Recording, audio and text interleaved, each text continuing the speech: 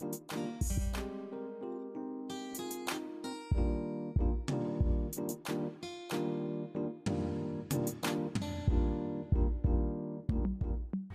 to another amazing journey of Faces, the TV show. My name is Sun. I'm your journey host upon this travel, and I'm so excited to meet you. Last week, we did an amazing thing. Come along on this next journey with us. I'm so excited about it. You hear the kids playing in the background? Hey, Tree.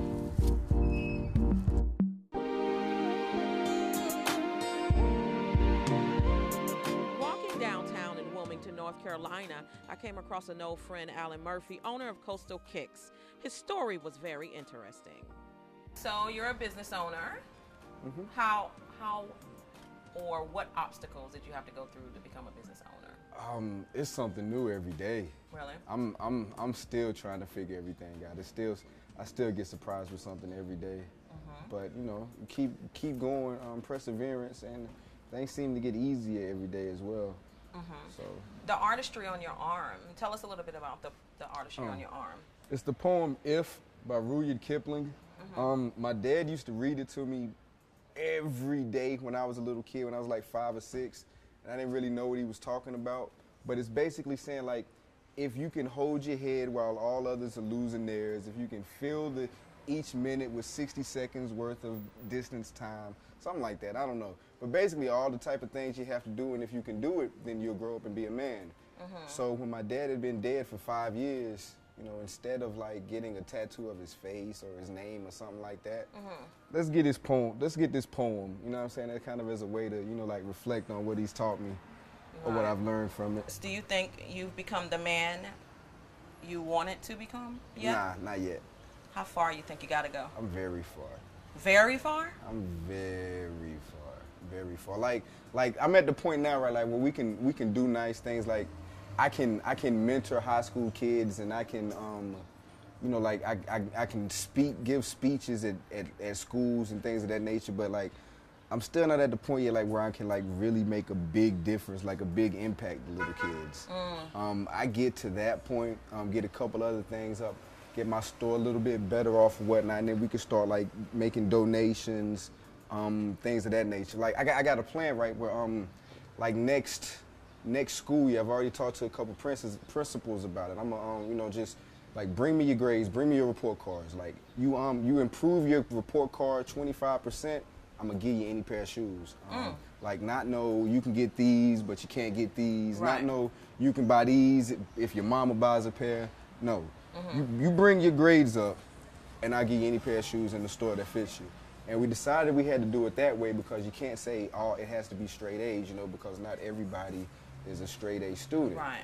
But you know, as long as people are making the effort to, you know, try to improve their grades and educate themselves, you know, that's something we're going to start doing. Mm-hmm. So when we're at the point where we can start doing that, and if that really works, yeah, that's cool.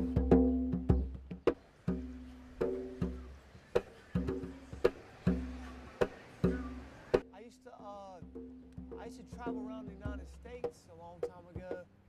I've been back for about maybe 10 years, maybe. Wow. They tried to kill me out there, man. On the street? Yeah, and they, a couple of like times I remember them trying to get me lost.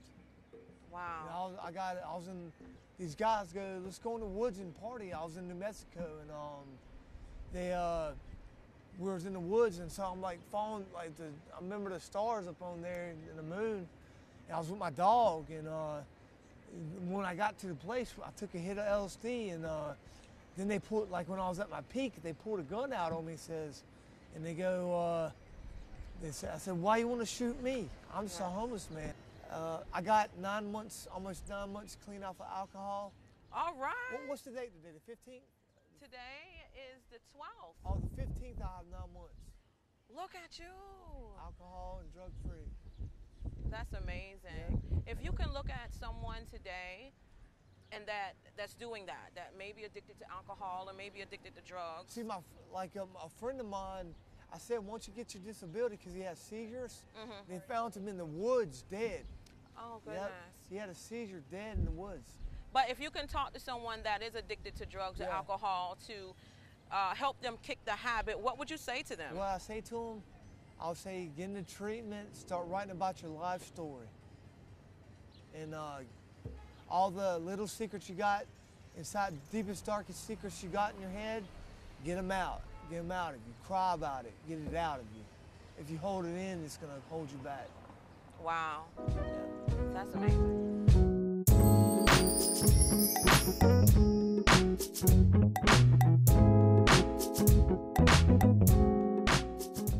Here's a new segment we like to call Happy Faces. Ella Catherine's 11 months. She's having fun walking on the new boardwalk, and Braylon's showing us how to do it. Beautiful weather, seeing children play, hearing their laughter, that makes me happy. Your grandson's here. Yes, he is, with Graham. 6 years old. 6 years old. And that makes you feel amazing. It makes me feel amazing just to be here and be able to see him play. I like to act and sing, and I love swimming, and I love playing volleyball. Wait a minute. You said singing. I heard that. So if I ask you to sing something right now, would you sing it? No. No? Looking at yourself now, let's say you have a mirror to the future. Where do you see yourself in 20 years? I see myself as a officer in the Coast Guard that helps save as many people as possible. My current goal is to go into pilot school, pilot school in the Coast Guard, so that I can fly the helicopters and hopefully save people off the coast if they are shipwrecked or fell overboard, or just help people in general, because that is one thing that I don't think will ever bend my moral code. I am Letitia Sidbury, and I have a nonprofit called Live for Red. And Live for Red is a HIV nonprofit organization here. And what we do here in the city of Wilmington, we spread the awareness for HIV. Why is that so important to you? It's very important to me at this point in my time. I had parents that passed away of HIV, my dad and my mom. So this is like my heart, my baby to me. So this is why I want to let everybody know in the community what HIV is, the virus. My dad passed away in the 90s. I was like 12 years old, and my mom died in 06, and I was fairly in my 20s. So you were aware? Yeah, I was aware at that time. My mom, it was kind of more heartbreaking because my mom was actually going through the whole, and just watching her go through the whole situation with the medicines and, the hospice. It was just really heartbreaking to me. We are going to do some outreach programs here within Wilmington. It's just a slow process, so we're getting along. It's coming along.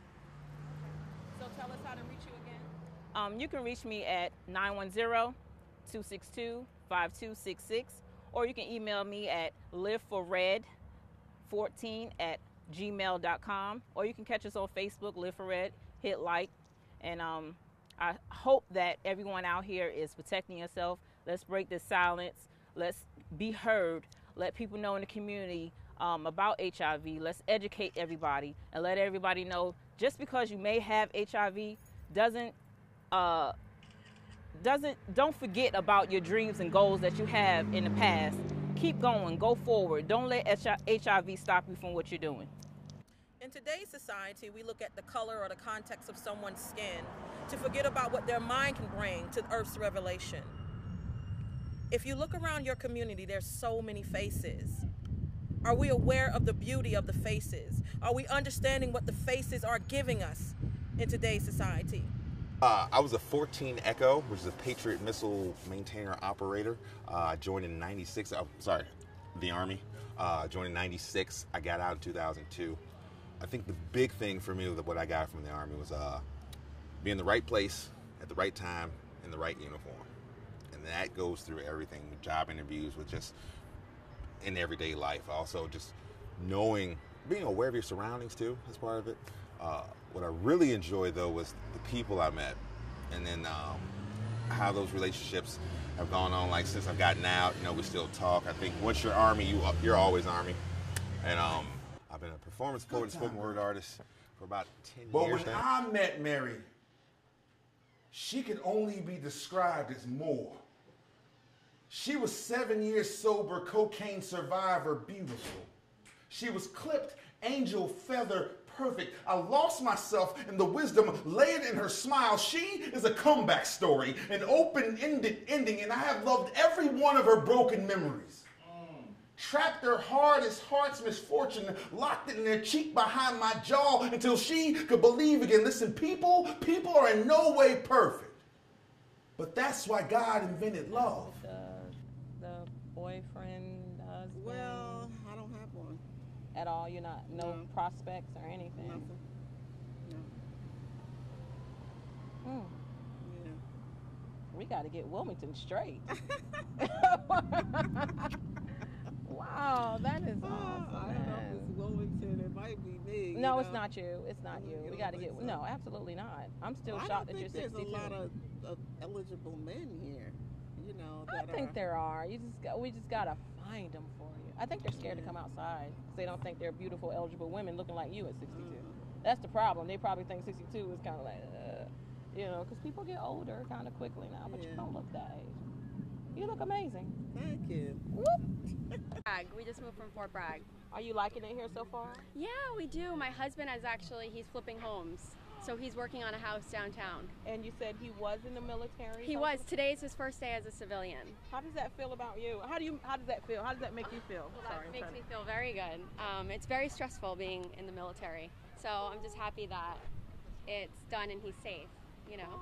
Are these like your babies? These are my babies. Yeah, we don't have kids, so these are our babies. Those are your children then. Yeah, Those are your children. This is Sam and this is Jack. Tell me something you would want people to know about being a beautiful baby or pet owner or how. Definitely. I don't know how it is to have kids, but you know, they are full of personalities and you have to have a lot of patience and you have to care for them just like you would your own, you know. I really spoil them. Did they really become more of your best friend, your babies, when your husband was away, or? Yeah, definitely. You know, I was lucky that he didn't deploy, but he was in a lot of training. Right. He was infantry, so he was training a lot. So this is why we got the dogs, because I would be home, you know, so it was nice to have them. And now it's like we have a whole new life. And our whole we've been married 3 years, and it's so crazy that, you know, we're able to enjoy our marriage. Well, I tell you what, go ahead and give him a shout out right now. Tell him how much you love him. Oh, I love you, Josh. Tell us about your tattoos. Well, I have a sea turtle and a mermaid. I have always loved sea turtles. It's by the same artist. His name is Luke Worley. He works at Art Fuel, which is off of Wrightsville Avenue here in Wilmington. And he did the sea turtle, which is supposed to be like a green sea turtle with a more traditional style to it. And then that was done last August, and this was done in May. This is a mermaid. I ran out The Little Mermaid, like the movie, on VHS 3 times. My parents had to buy the movie for me 3 times. In the course of life, we often think about the waves of what we're going through. We often forget just to take time to put our feet in the sand and let the birds fly over us and love our way through different situations. I love hearing the water in the moment in time. You need basic education of love's spiritual translation. Chronic desperation leading to eyelids levitation, revealing love is more than fornication. I have more to offer, and it's all for the taking. I'd rather let the Lord guide my steps and pray for patience. Every experience I've had growing up and into this woman that I am today goes right back to my dad every time. And it's because I've always looked up to him. I always felt like, you know, he was leading me in the right direction and I needed to satisfy him. And so then I trusted him to tell me what he expected. And like I said before, all throughout life it's been the same thing. I give him what I thought he wanted, what he asked for, and then he'd tell me that's not enough. And then he would hurt my feelings and turn around and buy me something. Because I feel like for him to be so messed up like that, he had to be treated a certain way. He doesn't know what it is. Because if he really can live and die by this method of living, this this pay for everything and it'll all be okay and nobody's gonna say anything to me. He has to be really messed up, don't you think? Yeah. But I love him. Yeah. So if I could say anything to him, I would say I love him because we've already argued. Mm-hmm. I've already changed my sexual orientation for him. Have you? Before in Before, life. okay. We've been through these stages in life where I tried to please him. I tried to see, well, what did I do? So we've done everything. Wow. So only thing left is love. I love him. I love him. I do. I'm not mad at him. I love him. It hurts for somebody to say that they don't want to be in your life because you don't agree with their, But give me a happy thought about Koya right now. Give me a happy thought. Koya is free. Free? Free. I feel good. I see your shirt blowing. You in the Yeah, wind now. I do. Any other time, it's like when you get to the end and you know you did all you could do. Yeah. I did all I could do. I'm a lover. Mm-hmm. I'm a pleaser. Mm-hmm. And I did all I can do. And now I'm going to the next thing. I'm just not going to stop, Before I would stop and try to figure it out, because I love, I love my people. I love my circle. I try to figure out what's the problem, what's going on. But right now, it's not worth it anymore. Well, all right, for the love. If you don't want to be in the circle of love, when I say I love you, you don't want to say anything back, I got to go. Well, say It's it. all right. Say it. I love you. I love you too, honey. This is my father, complete with his own unconventional flair for fashion, combining sweatpants with everything. His calling card dry sense of humor was a staple in our suburban home his whole life. He just wanted to connect with me. But his job kept him traveling. Monday through Fridays, a vain road of his own discontent. But every Saturday, he was up early making pancakes, grooving to 70s tunes, telling me and my brother we had no idea what real music was. He was right. We listened, we laughed, we were happy he was home. In my teenage years, our relationship began to spoil. He, unable to spend the time with me that he wanted, and I silently sought to destroy this fragile thing called me. Unaware of the waters I was wading in were tributaries in a cursed bloodline, he felt it, saw it coming, and it snatched him down in his younger years. But the road kept him away from me, kept him away from us, his family. He developed a habit. And when he told us, no one could believe him. How could this man who seldom raised his voice in anger be addicted, afflicted with cursed blood? We were a shattered mosaic of happier times. My family was disintegrating. He held us, safe in his 7-foot wingspan like a condor, and we, his left behind hatchlings, said he was going off the treatment, said he'd find a way to beat this thing, said his only goal in life was to live with us and to die sober. While he was away, I stumbled. Life like an anchor tied around my neck, draw me deep into the depths of my own addiction. I didn't have his strength. I gave in to the unholy. My father, a white man who dared raise 3 black boys in a city where interracial was a 4-letter word, where whites as well as blacks called him lover for loving 3 beautiful black baby boys that black men had abandoned. We were all he knew. It never occurred to him to love us unequally in a socially segregated community where I was held up to ridicule by brothers and sisters of the same mountain because my daddy was a cracker and I talked like one. I forced rotten disillusionment into my veins for years, unaccepted by both worlds, but my father, he wouldn't let me break.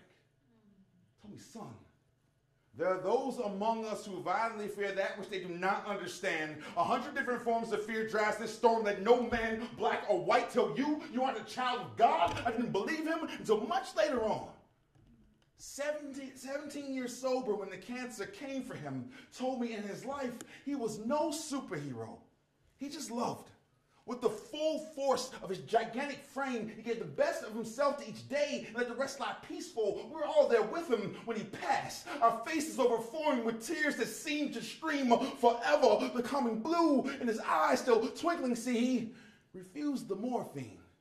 He said the pain made him feel like he made the right decision. He wanted to die sober. He did that. When I closed my eyes, I could see him in the hereafter. Ever the fashion risk. The cheap white iron letters on his red hooded sweatshirt reading now more like prophecy. I am 6'6", 250 pounds. I don't play basketball. And believe me when I tell you, the weather's fine today.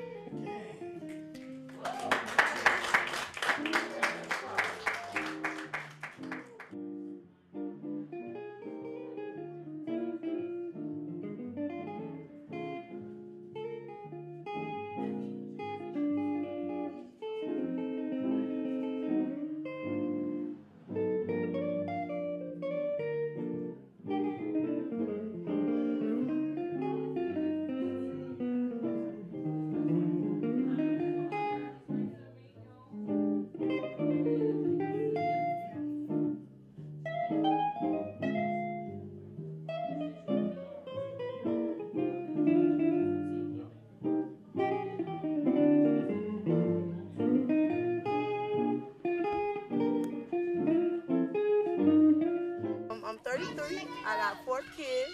I recently moved to Wilmington, about to be 3 years. Just being a single parent is hard. I work daily at Walmart. Ain't too much money, but it's enough to cover my bills. I let kids be kids. I didn't have a childhood, so I let the kids be kids. They do everything. I'm dirty with them. They dirty. We just have fun and live life. Everything you do as a parent affects your child, whether it's leave another spouse, move another area, go to another habitat. It's all the same. You got to think about the children before you think about yourself. They ride bikes, from playing in water to riding bikes to jumping rope. We all can do it in the inside or outside. My kids wild, so they choose to be outside, but they do have everything, you know, that other kids got. Xboxes, tablets, mobile to-goes, drums, guitars, microphones, computers. They just rather be outside, open, wild, and free. Yeah, everybody needs somebody, you know. And it's a group out there, Mom to Mom, and you can get on there. It's a social network. Just when we feel like giving up, it's people on there that's motivated and they don't allow you to give up. You know, they push you to go harder as a parent because maybe they experience some worse things, you know, more than you. And I always find comfort on that site. This is our 12th year. Really? Yes, my husband and I started this when we moved to Wilmington, and it started out with 12 people. And it's grown over the years. We've had anywhere from 100 to 300 to 400 kids and family members out in the park. It's called the Citywide Youth. And it's about the youth, getting them to know that somebody loves them, that somebody cares about them, and to get them ready because school is getting ready to get out, and they need some positive stuff. So we had the Girl Scouts out here. We have daycare centers out here that's willing to help the moms with daycare, and then we have summer camp programs that they can call me and I can direct them to. Street Habit MC, Street Habit Vixens, and Street Habit Social Club. All right, so you're out here in the community today. So why is that important for you guys to be out here? It's important for us to show that we giving back to the community. We love giving back to the community. We love being positive role models for the kids. And we just want them to see that we're not just riding around on bikes and not giving back to the community. Everybody seems to want to do something positive.